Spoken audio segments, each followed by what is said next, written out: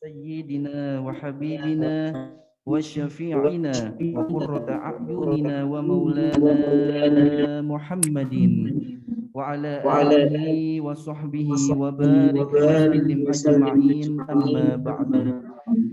Yang sama-sama kita hormati Ketua DKM dan pengurus DKM Masjid Al-Muhajirin, yang sama-sama kita hormati guru kita Ustadz Azhari Nasution. Alhamdulillah beliau telah hadir bersama kita. Tak lupa kepada semua jemaah kaum muslimin dan muslimat, jemaah Masjid Al-Muhajirin yang dimuliakan Allah Subhanahu wa taala.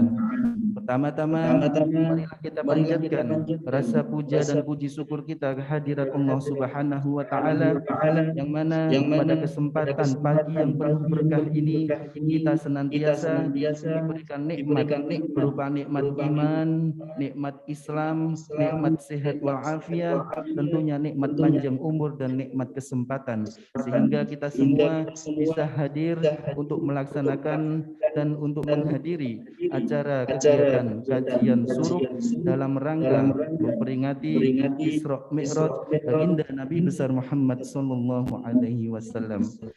Kedua kalinya salawat beserta salam tetap kita curahkan kepada suri tauladan dan junjungan kita baginda Nabi besar Muhammad sallallahu alaihi wasallam serta para keluarga, para sahabat, serta para pengikut beliau hingga di akhir zaman. Alhamdulillahirabbil alamin. Sebelum kita mulai kajian suruk yang akan disampaikan oleh guru kita Ustadz Azhari Nasution dengan tema misteri dan peran moral Isra Mi'raj, marilah kita buka dengan bacaan suratul Fatihah dengan harapan yang pertama, mudah-mudahan kajian pada pagi ini senantiasa diberikan keberkahan dan mendapatkan ridho dari Allah Subhanahu wa taala, dan kita tujukan juga kepada saudara-saudara kita khususnya jemaah Masjid Al-Muhajirin yang saat ini kondisinya sedang sakit kurang sehat. Mudah-mudahan penyakitnya segera diangkat atas izin Allah Subhanahu wa taala. Amin amin ya rabbal alamin. Ala hadhihi niyyah wa ala kulli niyatin salihah wa ila khadratin nabiyil mustafa Muhammadin sallallahu alaihi wasallam. syai'un lahu al-fatihah. A'udzu billahi minasy syaithanir rajim. Bismillahirrahmanirrahim. Alhamdulillahi rabbil alamin. Ar-Rahmanir Rahim. Maliki yaumiddin. Iyyaka na'budu wa iyyaka nasta'in. Ihdinas siratal mustaqim. Siratal ladzina an'amta 'alaihim ghairil maghdubi 'alaihim waladdallin.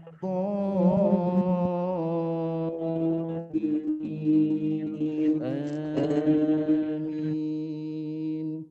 Terima kasih. Kami mohonkan kepada guru kita Ustadz Azhari Nasution di akhir sesi kajian nanti dibuka untuk diskusi tanya jawab, dan kami mohonkan juga sekaligus ditutup dengan pembacaan doa.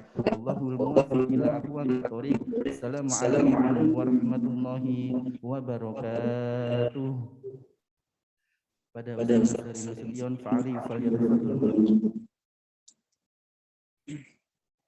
Bismillahirrahmanirrahim. Bismillahirrahmanirrahim. Ardi was sama. Bismillahilladzi la yadurru ma ismihi syai'un fil ardi wala fis sama. Assalamualaikum warahmatullahi wabarakatuh. Apa kabar bapak-bapak, ibu-ibu, sehat? Alhamdulillah. Alhamdulillahirabbil alamin. Allahumma salli ala sayyidina Muhammad wa ala ali sayyidina Muhammad. Faqala ta'ala a'udzu billahi minasy syaithanir rajim. Bismillahirrahmanirrahim. Subhanalladzi asra bi'abdihi lailan minal masjidil harami ilal masjidil aqsa alladzi barakna hawlahu linuriyahu min ayatina innahu huwas samiul basir. Shadaqallahul azim. Yang saya hormati segenap DKM Masjid Al-Muhajirin, mudah-mudahan dimuliakan Allah Subhanahu wa taala. Bapak, Ibu-ibu segenap jamaah, khususnya ba'da salat subuh, mudah-mudahan di tengah kondisi pandemi semacam ini kita senantiasa diberikan sehat wal afiah. Saya pun sebenarnya agak kurang sehat, kecapean kayaknya. Jadi mohon doa dari Bapak-bapak, Ibu-ibu. Baik, saya diamanahkan berbicara tentang Isra wal Mi'raj. Kalau yang ini tidak bisa dikecilin dulu. Noise nanti.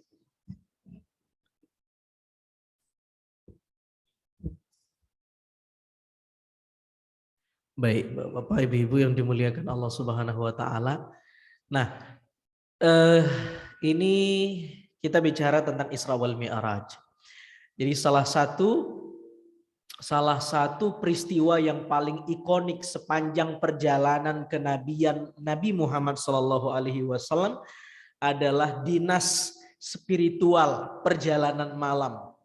Ketika Allah Subhanahu wa taala memperjalankan Nabi SAW Isra dan memi'rajkan Nabi SAW. Kapan ini terjadi Bapak-bapak?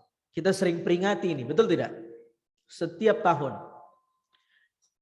Kapan ini terjadi? Ulama beda pendapat. Jadi dari awal ceramah sudah ulama beda pendapat ini. Supaya kita tahu bahwa ada banyak versi. Ibnu Hajar al-Asqalani dalam Fathul Bari itu mengatakan paling tidak ada 10 pendapat kapan Isra wal Mi'raj itu terjadi. Ada yang mengatakan 1 tahun sebelum Nabi hijrah ke Madinah. Ada yang mengatakan 6 bulan sebelum Nabi hijrah ke Madinah. Ada yang mengatakan 1 tahun 1 bulan sebelum Nabi hijrah ke Madinah. Ada yang mengatakan 3 tahun sebelum Nabi hijrah ke Madinah. Ada yang mengatakan 5 tahun sebelum Nabi hijrah ke Madinah. Tapi pendapat yang terakhir ini banyak ditolak. Jadi walhasil ulama banyak beda pendapat. Bapak-bapak, ibu-ibu yang dimuliakan Allah Subhanahu wa taala, kapan Isra wal Mi'raj itu terjadi? Dan kapan juga Isra wal Mi'raj itu terjadi di bulan apa? Ada yang mengatakan di bulan Rabiul Awal. Ada yang mengatakan di bulan Rajab. Macam-macam versinya. Tetapi mayoritas mu'arrikh, para ahli sejarah mengatakan Nabi di Isra wal Mi'rajkan pada hari Senin. Pada hari, ini cakep nih Senin nih. Senin Nabi dicipta.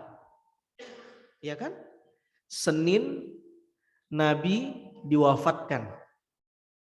Senin Nabi dilantik. Senin Nabi hijrah. Senin Nabi di Isra wal Mi'rajkan. Luar biasa. Makanya kita disunnahkan puasa Senin Kemis. Ketika Nabi ditanya, kenapa ya Rasul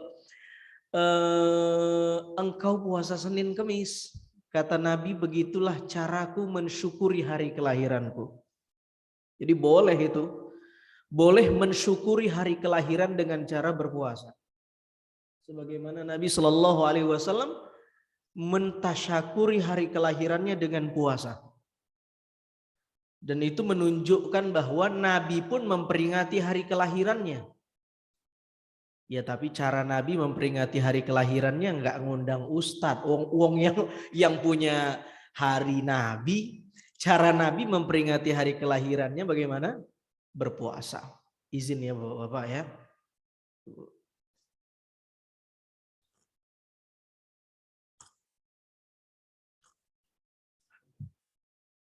Nah, Bapak Ibu yang dimuliakan oleh Allah Subhanahu wa taala. Baiklah. Kalau kita telisik ayat yang tadi populer kita baca, bismillahirrahmanirrahim, subhana. Subhana ini salah satu diksi yang digunakan oleh Al-Qur'an untuk menunjukkan kemaha besaran Allah, kemaha sucian Allah, kemaha segalaan Allah. Subhana. Kalau kita melihat sesuatu yang menakjubkan, ucapannya apa? Kalau kita melihat sesuatu yang tidak enak, ada yang mengatakan kalau yang menakjubkan Masya Allah. Kalau sesuatu yang tidak mengenakkan, Subhanallah. Atau innalillah. Atau astaghfirullah. Kalau kena musibah, istirja. Innalillah. Dan lain-lain. Saya kira subhanallah itu maknanya punya makna elastisitas. Al-Quran memberikan muatan makna semacam ini. Orang-orang yang beriman, yang dia itu senantiasa berzikir sama Allah, baik ketika duduk, ketika berdiri, ketika dia melihat alam raya ini, dia mengatakan, Rabbana ma khalaqta hadza batilan subhanak. Subhanak, ya kan? Maha suci Tuhan. Tidak ada sesuatu pun yang sia-sia yang Allah ciptakan. Maha suci Engkau Tuhan. Dia melihat keagungan alam raya, lalu dia kembalikan ke Allah, dia katakan subhanak. Jadi melihat sesuatu yang baik juga boleh mengungkapkan subhanallah. Yang tidak baik juga boleh mengungkapkan subhanallah. Logikanya begini, apa makna subhanallah? Nah, kita sering ucapin nih. Apa kira-kira makna subhanallah? Kan kita tuh habis sholat, subhanallah, subhanillahana anta maulana, subhanallah. Kata imam kan? Subhanallah, subhanallah, subhanallah, subhanallah, subhanallah. Apa itu? Apa maknanya itu? Apa kira-kira Pak? Kita udah lama nggak ngaji nih Pak. Bapak-bapak sih sering, saya yang udah lama nggak kesini. Coba, apa makna subhanallah itu? Maha suci Allah. Oke, itu populer ya. Ada makna lain? Itu ada satu ayat dalam Al-Quran, malaikat mengatakan, wa nahnu nusabbihu bihamdika wa nuqaddisu lak. Tuhan, kami ini senantiasa bertasbih, mentakdis. Takdis itu artinya mensucikan juga tuh. Apa beda takdis sama tasbih? Nah, ulama menjelaskan. Tasbih atau subhanallah itu maknanya adalah tab'idu wa tanzihullah amma la yaliqu bih. Menafikan segala sesuatu yang enggak pantas disandang sama Allah Subhanahu wa taala. Pantas enggak Allah punya anak? Ini jawab kira-kira pantas atau kagak nih? Atau diamnya pantas gitu? Kira-kira pantas enggak Allah punya anak? Tidak. Subhanallah, maha suci Allah. Enggak mungkin Allah punya anak. Bah, begitu. Begitu fungsi kalimat subhanallah. Pantas enggak Allah itu enggak mampu memberikan kita rizki dalam hidup ini? Pantas enggak? Enggak. Subhanallah, maha suci Allah yang kalau terlintas di pikiran kita, dia tidak mampu memberi rizki kepada kita. Itu makna subhanallah. Jadi kita setelah sholat itu diajak zikir sama imam, apalagi subuh-subuh. Subhanallah wa bihamdihi subhanallahil azim astaghfirullah subhanallah. Ya kan? Nah, itu diresapi itu. Bagaimana cara kita meresapinya? Memahami maknanya. Tafahum. Apa makna yang harus kita install? Salah satu maknanya tadi. Taba'idu wa tanzihullah amma la yaliqu bih. Menafikan segala sesuatu yang gak pantas disandang sama Allah. Ketika kita di luar sholat, mana tahu kita suuzon sama Allah. prasangka buruk sama Allah, curiga sama Allah, nggak nerima takdir Allah, nggak nerima qada Allah. Kita sholat, selesai sholat, subhanallah, subhanallah, subhanallah, subhanallah. Dia punya otot subhanallahnya. Tidak hanya sekedar lip sync, tidak hanya sekedar lip service, tidak hanya sekedar retoris, tapi dia punya bobot karena dia faham makna subhanallah. Sekarang pertanyaannya Bapak-bapak, Ibu-ibu yang dimuliakan Allah Subhanahu wa taala, Ustadz, apa kaitannya cerita Isra wal Mi'raj dengan subhanallah? Loh, kita tidak akan kait-kaitkan kalau bukan karena Allah yang mengkaitkan cerita Isra ini dengan subhanallah. Allah memulai cerita Isra ini dengan diksi subhanallah. Jadi kata subhanallah itu menunjukkan bahwa Allah itu maha segala sesuatu. Allah mampu melakukan sesuatu. Termasuk melakukan sesuatu yang di luar nalar, yang tidak rasional, Allah mampu. Kita bisa mengatakan itu masuk akal dan tidak masuk akal karena ada sunatullah, betul tidak? Ada air dipanaskan. Kira-kira hasilnya air itu panas atau dingin, Pak? Hukum sunatullahnya mengatakan panas. Itu sudah undang-undang dunia, tidak bisa dirubah. Tapi bisa tidak dengan kudrah Tuhan, air yang dipanaskan jadi dingin?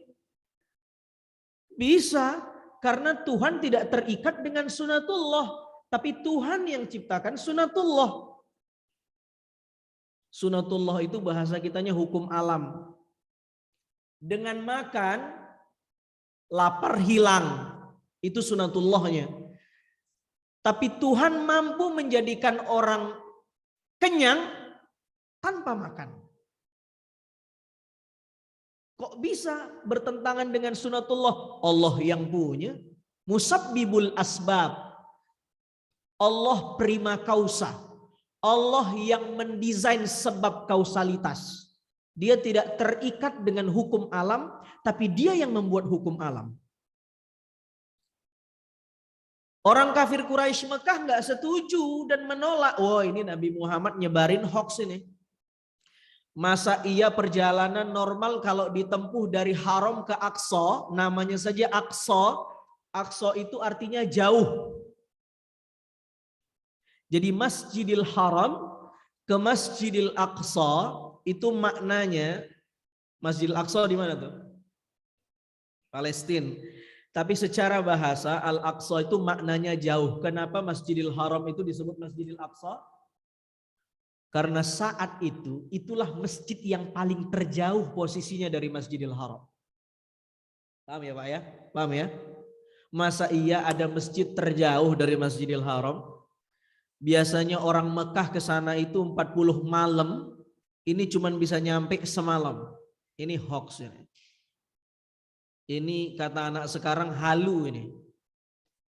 Nabi Muhammad halu ini. Nyebarin hoax. Kenapa mereka nggak percaya? Dia tidak paham konsep subhanallah. Maka kita harus berangkat dengan konsep subhanallah. Dan Tuhan mengawali cerita Isra itu dengan subhanallah. Supaya kita nggak buru-buru nolak. Supaya kita nggak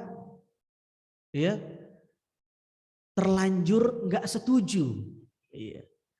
Allah letakkan subhanallah menunjukkan bahwa perjalanan yang di luar akal ini, di luar nalar ini, yang mensutradarainya Allah. Kalau Allah yang jadi sutradara, Allah yang booking drivernya, Jibril jadi driver. Armadanya buruk, cc-nya lebih dari 300.000 km per detik. Lebih dari kecepatan cahaya. Allah yang mau. Nyampe nggak kira-kira? Nyampe? Nyampe. Masya Allah. Mudah sekali bagi Allah. Apa pelajaran yang bisa kita ambilkan? Tema kita pesan moral Isra wal Mi'raj. Tuh saya baca di flyer digital itu. Apa pesan moral yang bisa kita ambil?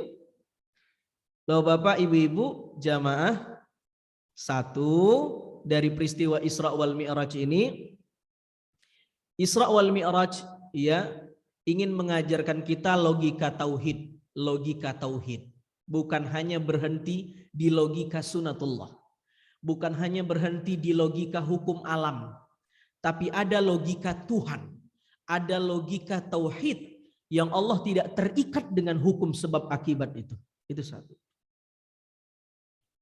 Bapak Ibu yang dimuliakan oleh Allah Subhanahu wa taala. Karena itu ada doa, ada usaha. Usaha itu doa lahiriah. Doa itu usaha batiniah. Tidak bisa dicerai-beraikan. Dia juz'un la yatajazza. Ibarat dua sisi mata uang yang tidak bisa dipisahkan. Orang yang berdoa tapi tidak usaha bohong. Orang yang usaha tapi tidak doa sombong. Begitu kata orang-orang begitu. Jadi ada doa dan usaha agar kita senantiasa melibatkan Allah Subhanahu wa taala itu.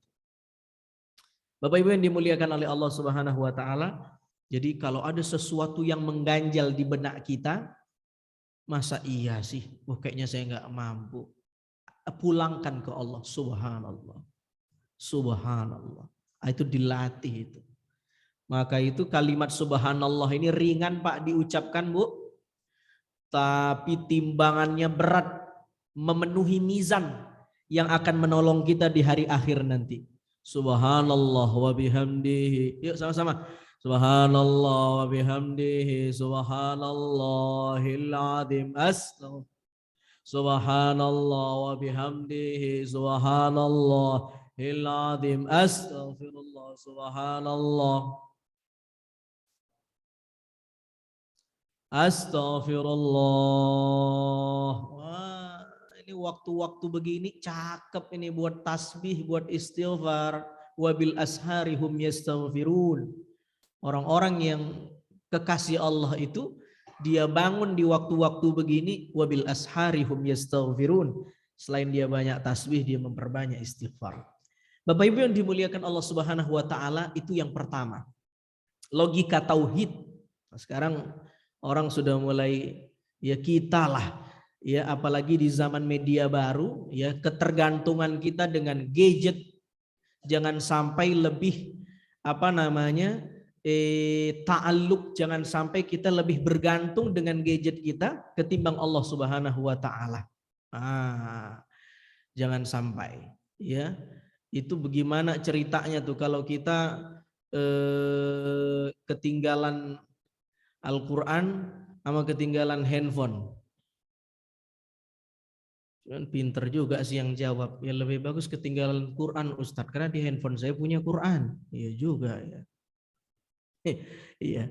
Tapi yang jelas maksudnya begini. Jangan sampai segala sesuatu apapun ya,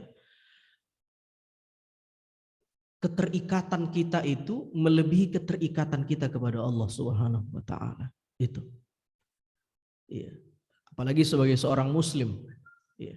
Yang kedua, ibu-ibu, bapak-bapak yang dimuliakan Allah Subhanahu wa taala. Subhanalladzi asra bi 'abdihi lailan minal masjidil harami ilal masjidil aqsa. Saya tidak akan mau masuk bi 'abdihi, apakah Nabi Muhammad itu di Mi'raj, diisrakan dengan ruh dan jasad saja. Saya kira ini sudah pembahasan klasik ya, dan sudah banyak pemaparannya. Tentu Ahlus Sunnah wal Jamaah, i'tiqad kita meyakini betul bahwa Nabi di Isra wal Mi'rajkan dengan ruhan wa jasadan, dengan ruh dan jasad. Nah, yang menarik adalah kata-kata lailan. Lailan itu artinya malam, tidak hanya malam.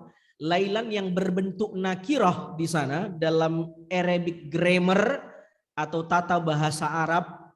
Salah satu maknanya di sana Bapak Ibu, kalau kita buka suratil Isra atau Bani Israil ayat 1 itu, kalau ibu-ibu punya handphone, bapak bawa handphone.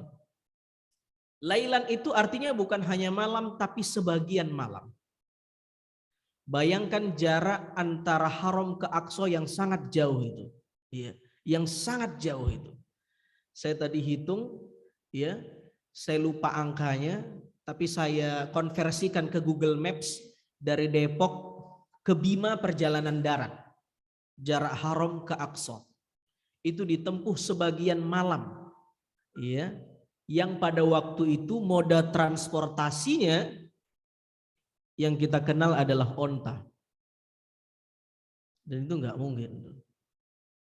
Ini ditempuh dan bukan cuman Isra, itu all in itinerary-nya sampai Mi'raj. Ya kan, landing lagi itu sebagian malam. Masya Allah. Itu luar biasa sebagian malam. Ya memang itu tadi sutradaranya Allah. Sutradaranya Allah. Lailan, di sebagian malam.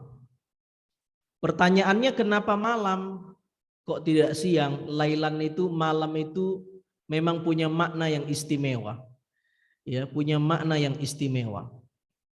Itu ada peribahasa di orang Arab kalau pengantin baru, ya, pengantin baru lagi bulan madu, ya, dia bilang ya lailatul,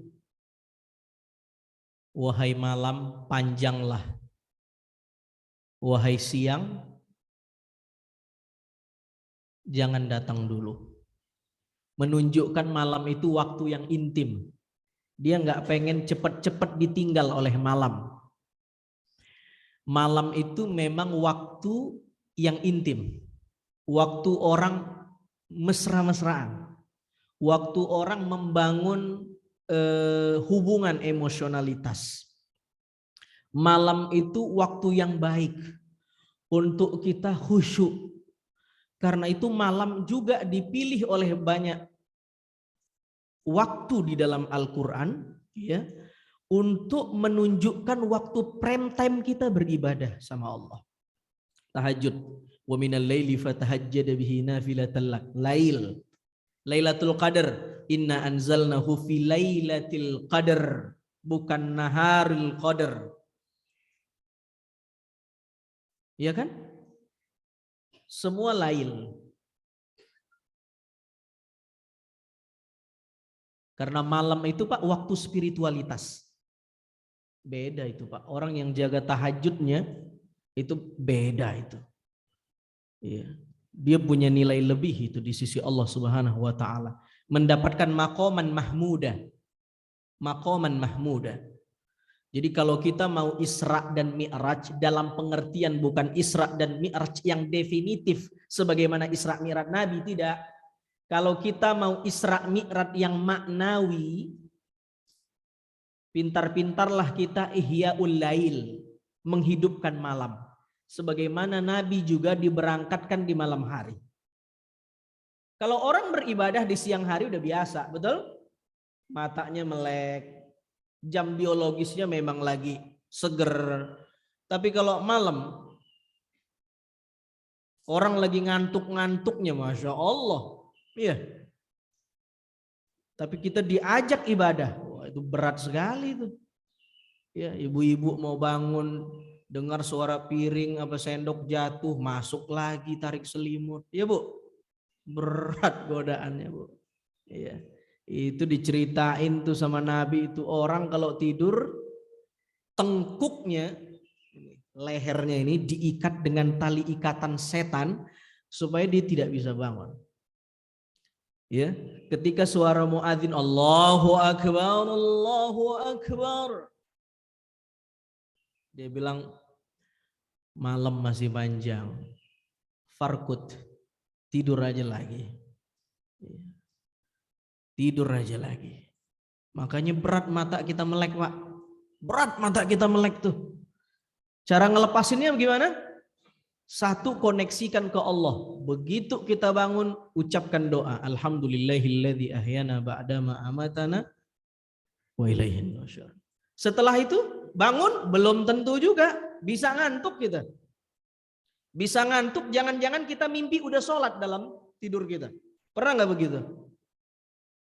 Udah sholat saya nih, bangun jam 7. Bukan main tuh setan godain kita tuh. Ya Allah. Makanya habis doa ngapain? bangun, wudhu, tapi bangunnya pelan-pelan, jangan langsung bangun ke kamar mandi, ngeri. Apalagi buat yang sepuh-sepuh, duduk dulu, normalin dulu peredaran darah, ya kan? Masuk kamar mandi, jangan mandi junub terus Pak, ya basahin kaki dulu. Kalau mandi junub jangan langsung ke kepala, ngeri. Ya wudhu dulu, wudhu. Banyak orang yang nggak tahu tuh, nggak ngaji fikih misalnya, nggak ngaji fikih junub, ya dia kira orang mandi junub harus langsung ke kepala, padahal enggak, kan ada sunnah-sunnahnya, ya kan? Dia langsung ke kepala, itu bisa stroke nanti itu, bahaya, jangan, dan nggak baik buat kesehatan secara medis, ya. Habis itu langsung diajak sholat, nah itu bagus, ya. Bapak Ibu yang dimuliakan oleh Allah Subhanahu wa taala, subhanalladzi asra bi 'abdihi lailan minal masjidil harami ilal masjidil aqsa. Minal masjidil haram ilal masjidil aqsa ini menunjukkan min itu dalam bahasa Arab, ya. Kalau kita ngaji bahasa Arab ada namanya isim. Isim ini noun. Ada fiil, verb. Ada namanya huruf, partikel.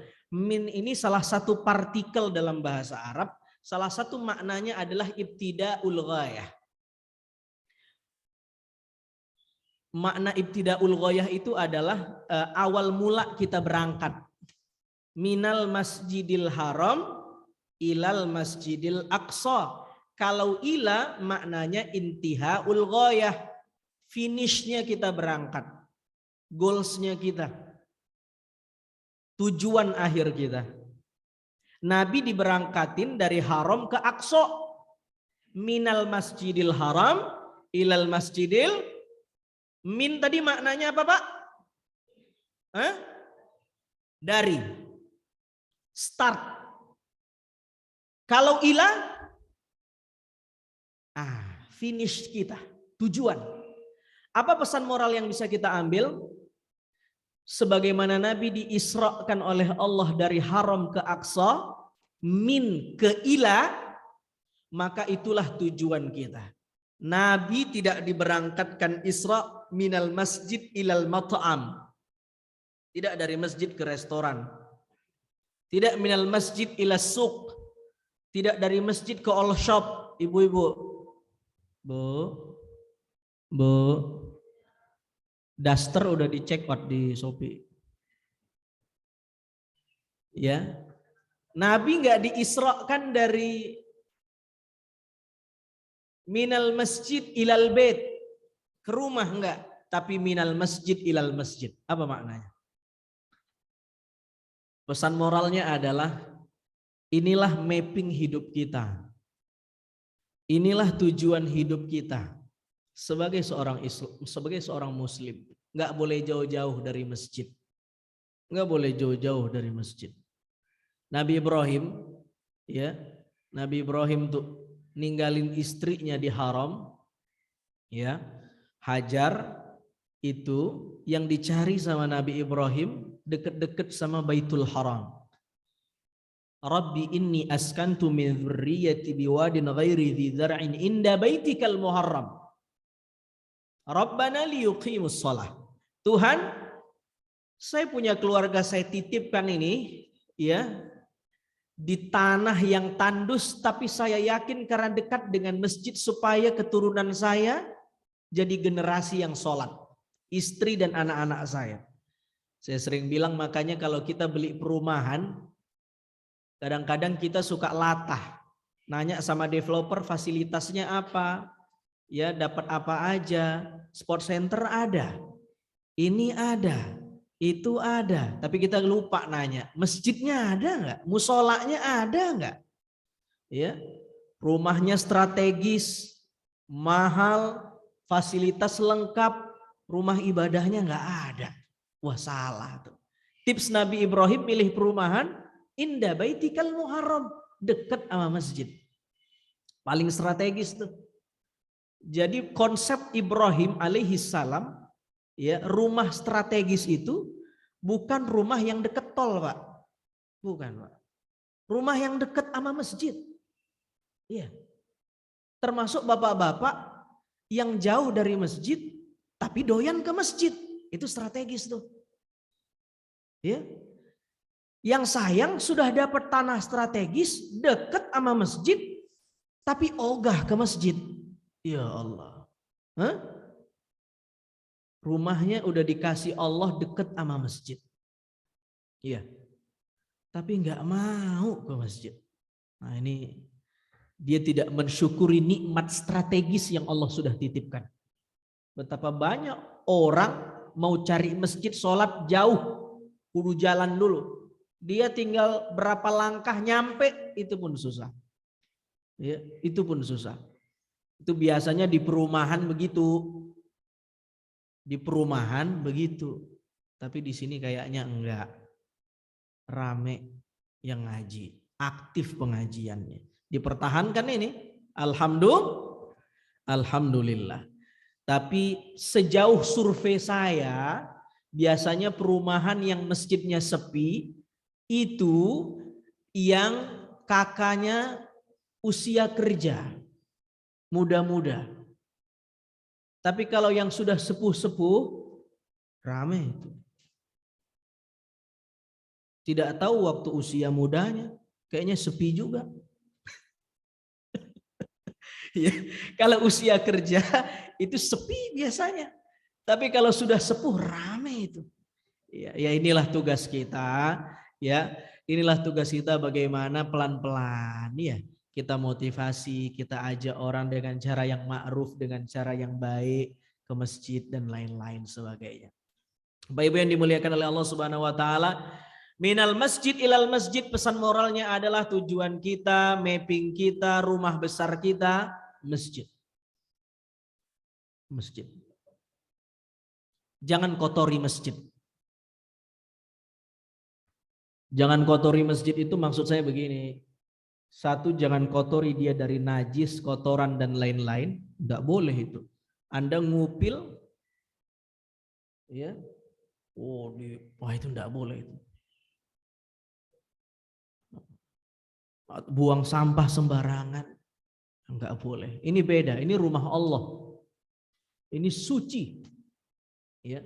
Dan sucikan dia dari obrolan-obrolan yang tidak pantas dibicarakan di masjid.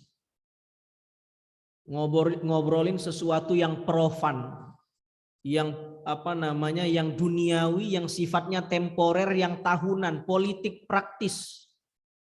Di masjid orang sampai musuhan gara-gara beda partai, jadi tidak jamaahan lagi, tidak teguran karena DKM pilihannya ini, yang jamaah ini begini. Astagfirullah, ini menghina namanya, tidak boleh,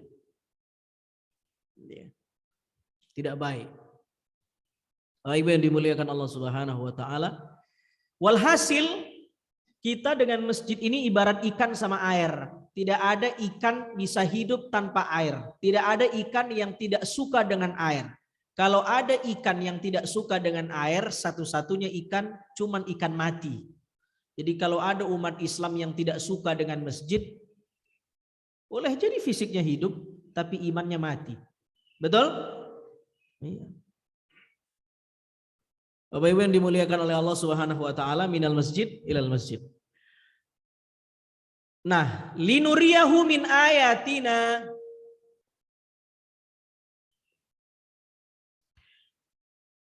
Allah memperjalankan hambanya linuriyahu min ayatina. Sampai jam berapa kita Bapak Ibu? Hah? Ulama berbeda pendapat nih kayaknya. 10 menit lagi Ji. Iya. Nanti kasih tahu ya. Oh, terus saja. Iya. Jadi Bapak-bapak, Ibu-ibu yang dimuliakan Allah Subhanahu wa taala, kalau ada yang tanya, kenapa sih Nabi itu di Isra wal Mi'raj, kan apa jawaban Ibu-ibu? Bapak-bapak apa jawabannya? Supaya apa? Kenapa Nabi harus di Isra Mi'raj kan?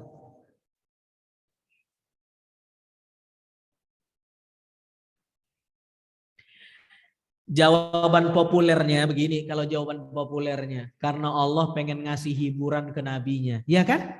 Betul nggak?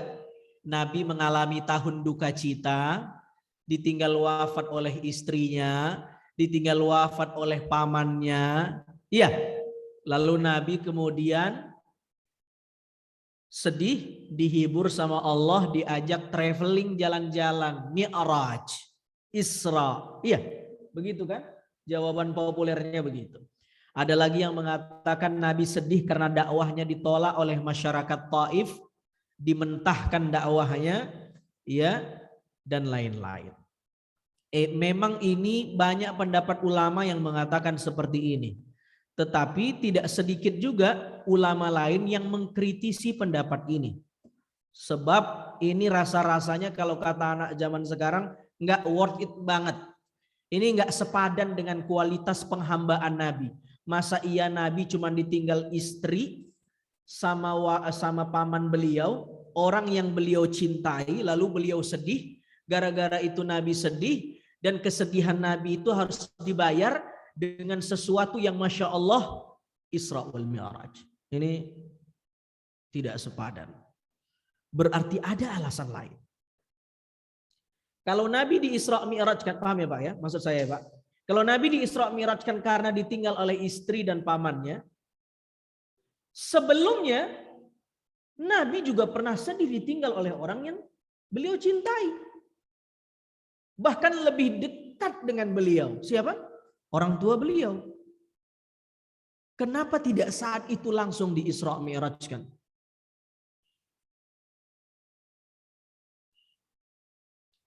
Kalau Nabi di Isra Mi'rajkan karena ditolak di Taif, sebelum ditolak di Taif, dakwah Nabi juga sering ditolak, ya, dipersekusi, ya, dimentahkan oleh kafir Quraisy Mekah. Kenapa tidak saat itu? Kata ulama yang lain, itu menunjukkan bukan itu alasannya. Ada sesuatu yang lebih besar dari itu. Bukan karena itu. Kalau karena itu, semua kita punya potensi untuk di Isra Mi'rajkan. Bapak, ya, misalnya, ya, istri Bapak wafat. Enggak lama paman Bapak wafat.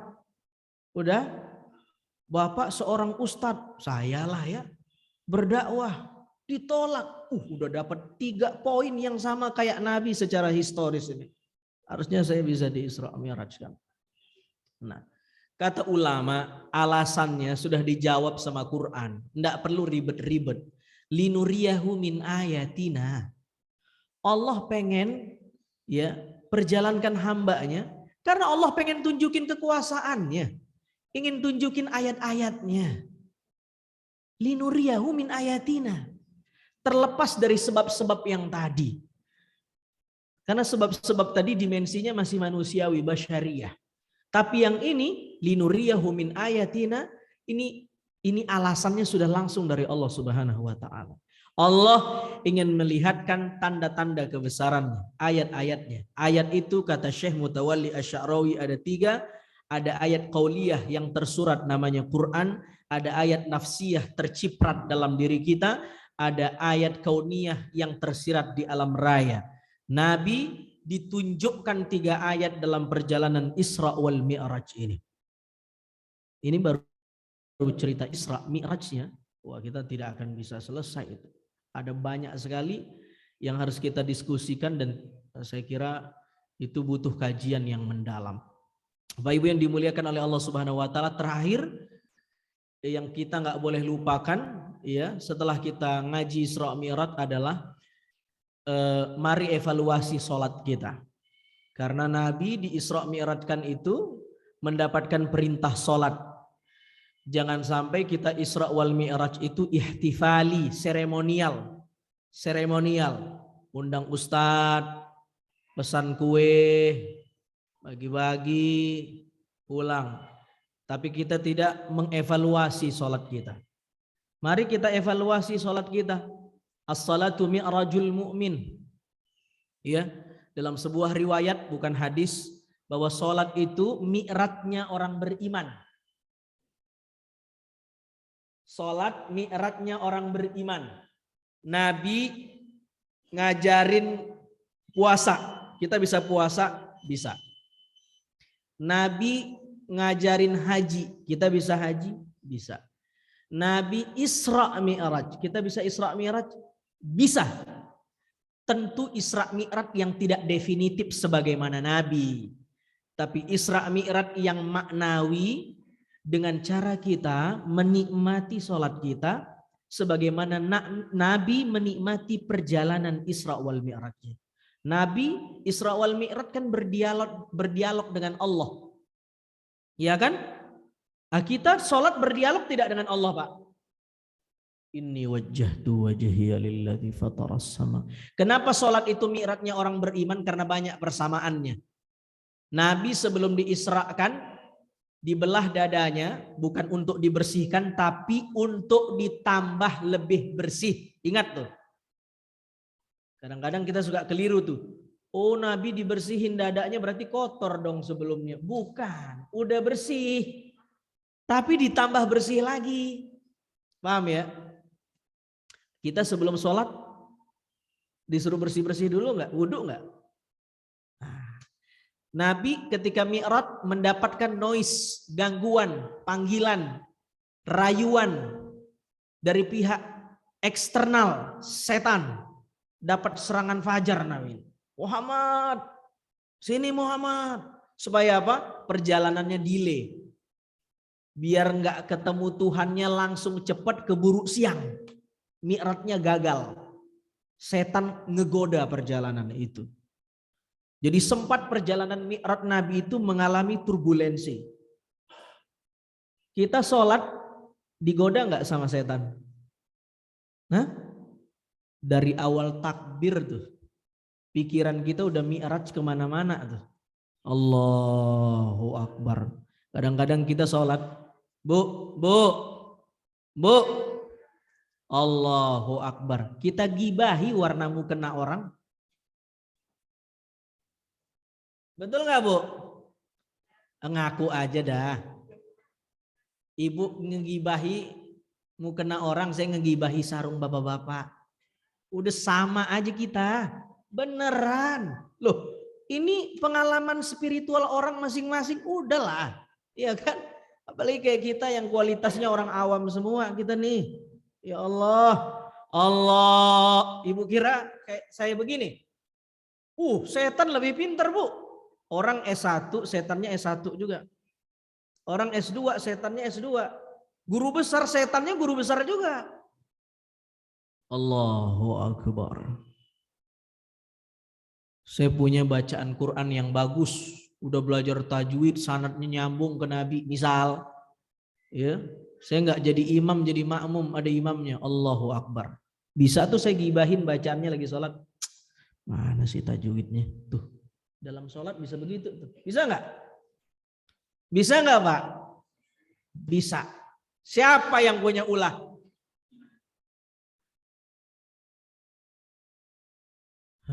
Dasar minyak goreng. Sel bener dah. Apa ibu yang dimuliakan Allah Subhanahu wa taala? Setan.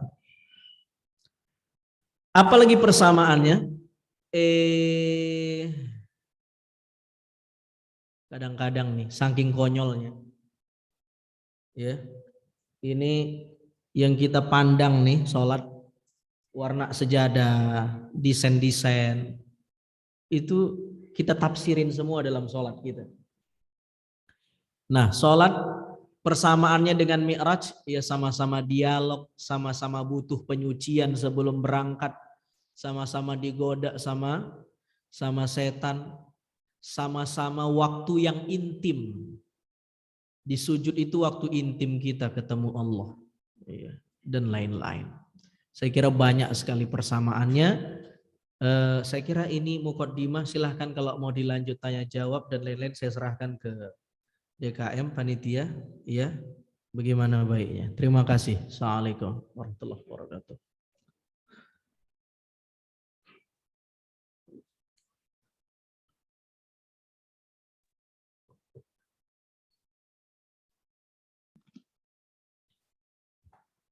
Bagi bapak-bapak atau ibu yang ingin bertanya silakan. Siapa yang ingin bertanya?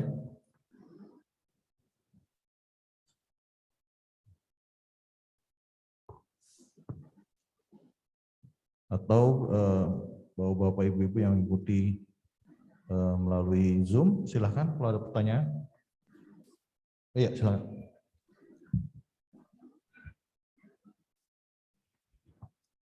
Yang lain siap? Assalamualaikum warahmatullahi wabarakatuh. Assalamualaikum warahmatullahi. Gini Pak Ustadz, ingin bertanya mengenai perjalanan Isra itu yang dari Masjidil Haram ke Masjidil Aqsa itu, misinya itu Pak, apa yang harus terkandung di dalamnya itu Pak. Yang kedua itu mengenai Mi'raj, yaitu perjalanan kan dilanjutkan ke Sidratul Muntaha. Nah itu masih apa? Menjelaskannya itu atau yang terkandung di dalamnya itu bagaimana untuk penjelasan dari Pak Ustadz gitu. Jadi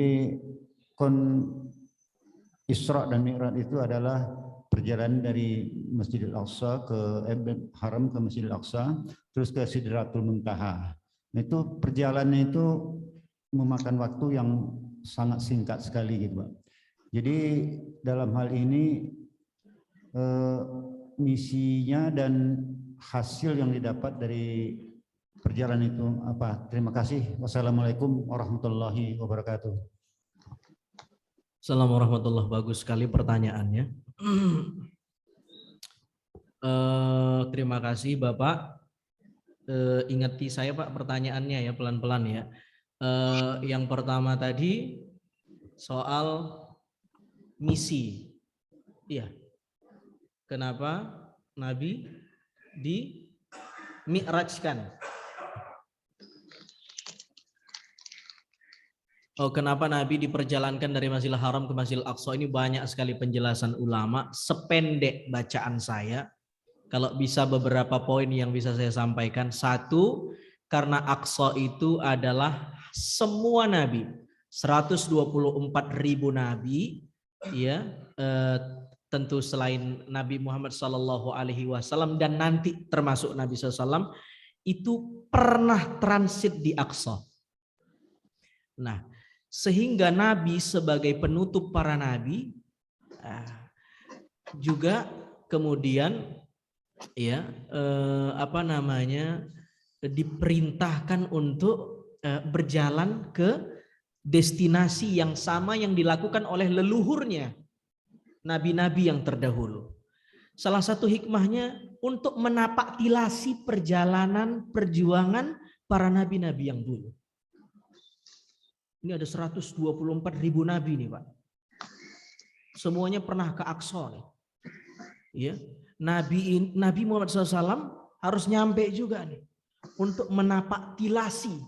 Disinilah nge-time-nya para nabi dan rasul. Sallallahu alaihi wasallam. Nabi sallallahu alaihi wasallam. Iya. Ada banyak sekali hikmahnya. Yang kedua, Al-Aqsa ini masjid yang diberkahi. Sebagaimana Allah memberkahi Haram, ya, Masjid Madinah ada keberkahan-keberkahan tersendiri. Kalau kita sholat di sana di 3 masjid ini beda nilainya dengan kita sholat di Al-Muhajirin.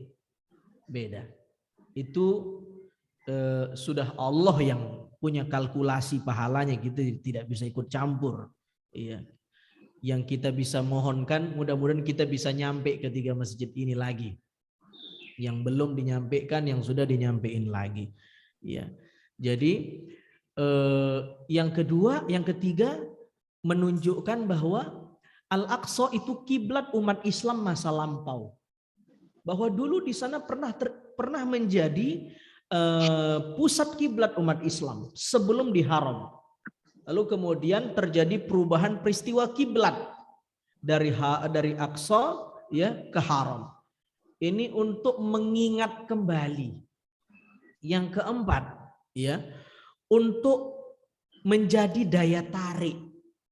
Al-Aqsa itu adalah zona pertemuan 3 agama besar.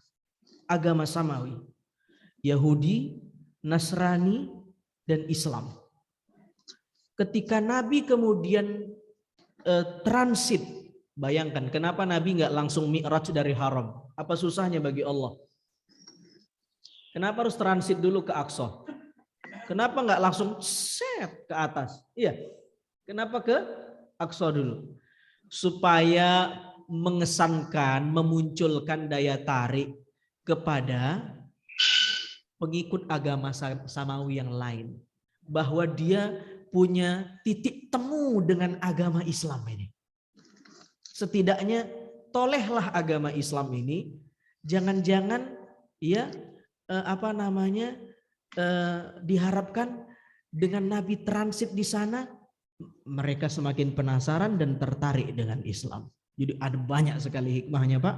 Ya, kenapa Allah memperjalankan Nabi, mengisrakan Nabi ke Aqsa. Dan termasuk juga untuk menunjukkan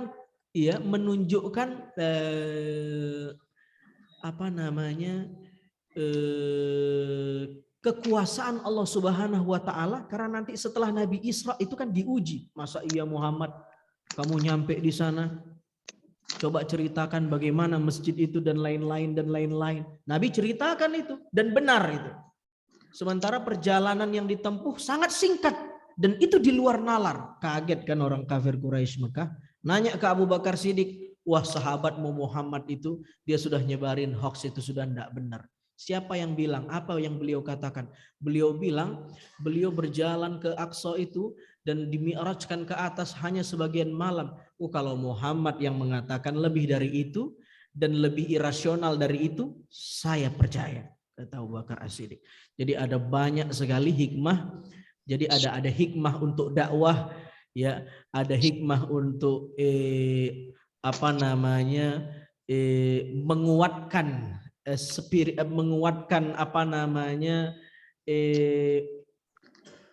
Nabi Shallallahu Alaihi Wasallam untuk mengemban amanah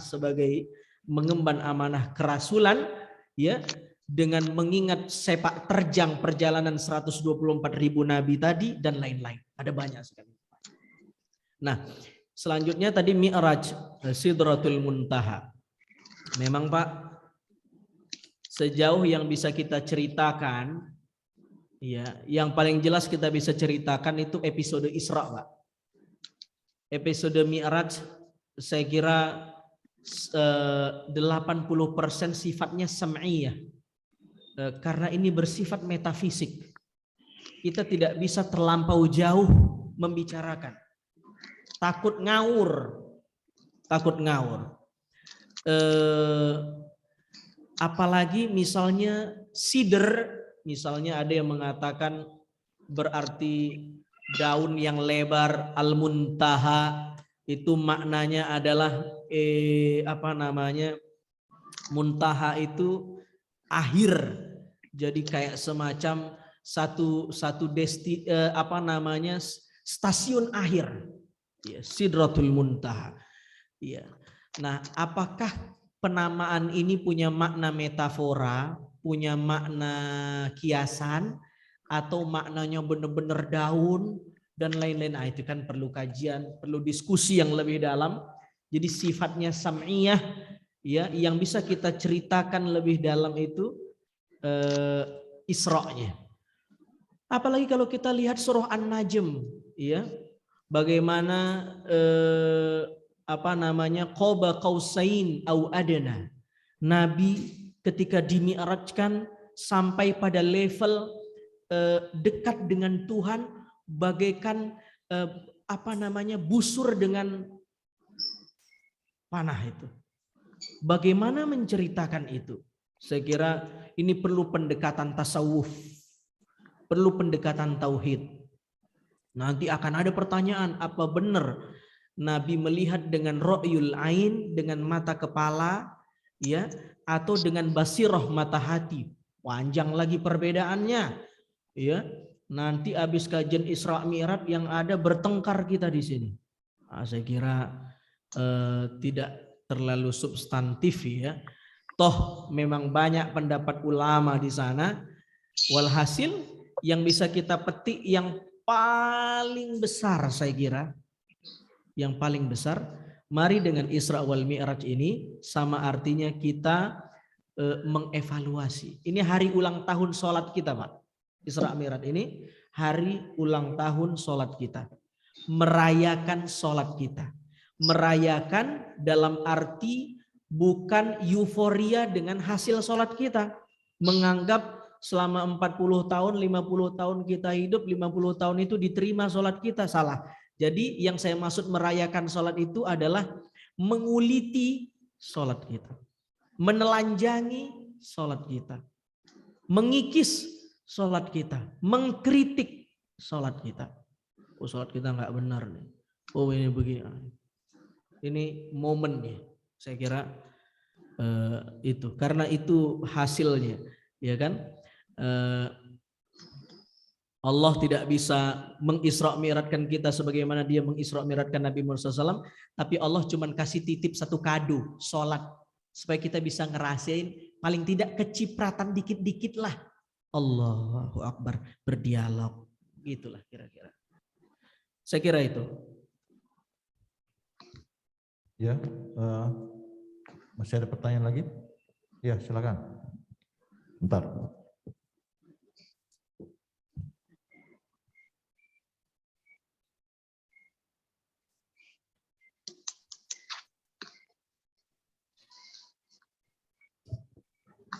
Assalamualaikum warahmatullahi wabarakatuh. Assalamualaikum warahmatullahi wabarakatuh, Pak Haji. Apakah Isra dan Mi'rajnya Rasulullah ini ruhnya saja atau dengan fisiknya? Kalaulah termasuk dengan fisiknya, apakah ada keterangan penjelasan secara ilmiah, secara akliyah begitu Ustaz? Demikian saja, terima kasih. Assalamualaikum warahmatullahi wabarakatuh. Waalaikumsalam warahmatullahi wabarakatuh. Banyak pendapat ulama, Pak. I'tiqad ahlus sunnah wal jamaah dulu. Kita berkeyakinan Nabi itu ruhan wa jasadan Isra wal Mi'raj. Bukan dengan ruh saja. Kalau dengan ruh saja mimpi kan. Kalau mimpi, ngapain kafir Quraisy mengkritik mimpi orang, nggak penting-penting banget. Tapi karena ini benar-benar kejadian, nggak mimpi dan Nabi menceritakan itu, maka kemudian ini booming dan viral di kalangan kafir Quraisy dan mereka menuduh Nabi nyebarin hoax. Kalau cuman dengan ruh saja mimpi, saya cerita sama Bapak, saya mi'raj tadi malam, udah sampai ke Baitul Ma'mur. Orang bilang, ya namanya mimpi, kan begitu. Tapi kalau saya nyata ruhan wa jasadan, orang langsung bilang saya, dia udah lama begitu. Itu saya kira banyak pendapat ulama. Ada yang mengatakan Nabi Isra-nya dengan fisik, tapi Mi'rajnya dengan ruh. Ada yang mengatakan dua-duanya dengan ruh. Ada yang mengatakan dua-duanya dengan ruh dan jasad. Salah satu dalil yang ditujukan oleh pendapat yang mengatakan ruhan wa jasadan adalah kata-kata abdihi. Al-abd artinya hamba. Seseorang disebut hamba itu kalau dia masih punya ruh dan jasad. Ya kan? Kita sholat, kita hamba nih. Ya kan? Kalau kita sudah jadi mayit, ruh kita udah hilang, hayya ala sholah, kita masih kena taklif nggak buat ke masjid? Enggak, ruhnya udah nggak ada. Itu udah mayit, ruhnya nggak ada. Iya, kata-kata abad itu menunjukkan built-in antara ruh, sepaket antara ruh dan jasad. Namanya abd, hamba. Kalau cuman ruh saja itu bukan abd. Kalau cuman jasad saja itu bukan abd. Itu diantara penjelasan para ulama. Betapapun pendapat yang mengatakan Nabi dimi'rajkan dengan ruh, yang perlu kita garis bawahi, itu pendapatnya Sayyidah Aisyah radhiyallahu taala anha, istrinya Nabi sallallahu alaihi wasallam. Bagaimana kita menyikapi ini? Itulah perbedaan pendapat, ya kan? Hanya ulama, sebagian ulama bilang waktu Nabi di Isra Mi'rajkan, Sayyidah Aisyah itu belum jadi istri Nabi, jadi sepenuhnya boleh jadi tidak mengetahui betul persisnya Nabi bagaimana secara teknis di Isra Mi'rajkan. Selain Sayyidah Aisyah ada sahabat lain kok yang berpendapat sama dengan Sayyidah Aisyah. Walaupun jumhur sahabat berpendapat Nabi diberangkatkan dengan ruh dan jasad. Kurang lebih begitu, Pak. Baik, mungkin masih ada lagi dari ibu-ibu, belum ada yang tanya?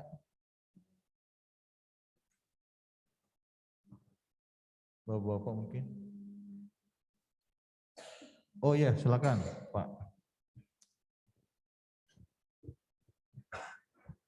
Terima kasih. Assalamualaikum warahmatullahi wabarakatuh. Assalamualaikum warahmatullahi. Ini di sesi Mi'raj mungkin Nabi diangkat oleh Jibril sampai Sidratul Muntaha. Pada puncaknya Nabi berdialog langsung dengan Allah SWT. Di situ Nabi mengagungkan dalam dialog itu, Assalamualaikum ayuhan Nabi wa rahmatullah. Kemudian Allah, Assalamualaikum wa ala ibadillahi sholihin. Ya. Apakah dua makna ini yang kita Maknanya ya Pak? Iya, maknanya. Oke. Maknanya ini apa itu? Terima kasih. Assalamualaikum warahmatullahi wabarakatuh. Waalaikumsalam warahmatullahi wabarakatuh. Terima kasih, bagus pertanyaannya. Dalam dialog Mi'rajnya Nabi ketika dialog dengan Allah Subhanahu wa taala, itu seperti sama dengan kita sholat. Ini salah satu persamaan titik temu antara sholat dengan Mi'raj tadi juga. At-tahiyyatul mubarakatus salawatut tayyibatu lillah. Assalamu alayka ayuhan nabi wa rahmatullah wa barakatuh. Assalamu alayna wa ala ibadillahis salihin. Apa maknanya ini? Kita bisa baca dalam kitab Maqasidul Ibadah karangan Syekh Izzuddin Abdissalam. Salah satu makna tahiyat itu adalah menunaikan hak Allah, hak Nabi Muhammad, dan hak orang beriman. Ada 3 hak di sana tuh. At-tahiyyatul mubarakatus salawatut tayyibatu lillah. Ini haknya Allah. Kita memberi penghormatan ke Allah. Kita takzim ke Allah. Kita hormat ke Allah. Ini haknya Allah. Kita ibadahi Allah. At-tahiyyatul mubarakatus salawatut tayyibatu lillah. Titik. Haknya Allah nih. Lalu kita katakan assalamu alayka ayyuhan nabi. Ya, kita mengucapkan salam kepada Nabi. Domirnya pakai domir, kata gantinya kata ganti bukan kata ganti orang ketiga, tapi kata ganti mitra bicara. K. Menunjukkan seolah-olah, bukan seolah-olah, Nabi hadir tuh. Kan kita kalau salam ke Nabi, Nabi dikasih kemampuan oleh Allah untuk menjawab salam kita kan Pak? Dalam sholat kan kita salam sama Nabi tuh. Assalamualaikum ayyuhan nabi wa rahmatullah wa barakatuh. Jadi ketika kita tasyahud, bayangin kita di raudhah. Jalan tuh kita di raudhah, gimana desakannya? Susahnya kita ke raudhah. Sama tuh kayak kita sholat tuh. Kan jauh nih, nggak bisa ke sono. Vaksin. Mau umroh mahal. Manfaatin sholat. Assalamualaikum. Ayo, kalau khusyuk kita, boleh jadi kita salam ke Nabi dari sini, yang di sana ke raudhah, tapi dia ndak khusyuk, tapi pamer. Raudhah, guys, gue lagi di raudhah nih guys, ini makamnya Nabi nih. Boleh jadi kita lebih berkualitas. Karena kita meresapi itu. Itu haknya Nabi. Baru kita katakan assalamu alayna wa ala ibadillahi salihin. Dan salam untuk kita semua. Dan untuk hamba-hamba Allah yang lainnya yang soleh. Jadi orang-orang soleh yang udah meninggal, kalau dia termasuk soleh, dia masih dapat doa sedekah umumnya orang yang sholat. Kalau dia orang soleh. Dari doanya orang yang sholat. Ini juga dalilnya, kalau doa arwah itu boleh. Doa arwah itu nyampe. Gimana kagak nyampe? Tiap hari kita doa arwah di sholat. Assalamu alayna wa ala ibadillahi sholihin. Betul? Nyampe. Kalau nggak percaya, coba meninggal duluan dari sini saya doakan. Nyampe nggak nanti? Kalau nggak nyampe, telepon saya dari sana. Pasti nyampe. Ya, ini maknanya. Ada 3 hak. Hak Allah, hak Nabi, hak hamba. Bayangin tuh Bapak Ibu. Masya Allah. Selesai sholat dia bakhil sama orang. Cemberut. Selesai sholat. Assalamualaikum. Waalaikumsalam. Wajahnya. Padahal dia baru ngedoain orang. Selesai sholat dia cemberutin orang. Karena dia nggak paham makna tahiyat. Bagus pertanyaan Bapak tuh. Biar kita paham. Ya. Jadi sholat tuh nggak cuma hubungan ke Allah, hubungan ke manusia. Kita doain orang di sholat. Habis sholat karena dia nggak paham, dia cemberut ke orang, ngomongin orang, ngatain orang, gibahin orang. Wallahu ta'ala alam. Saya kira cukup ya. Itu saja, kita tutup dengan doa kafaratul majlis. Subhanakallahumma bihamdika nasyhadu an la ilaha illa anta nastaghfiruka wa natubu ilaik. Rabbana zalamna anfusana wa illam taghfir lana wa tarhamna lanakunanna minal khasirin. Rabbana atina fid dunya hasanah wa fil akhirati hasanah wa qina adzabannar. Wa sallallahu wa sallama alaihi walhamdulillahi rabbil alamin. Terima kasih. Assalamualaikum warahmatullahi wabarakatuh. Waalaikumsalam warahmatullahi wabarakatuh.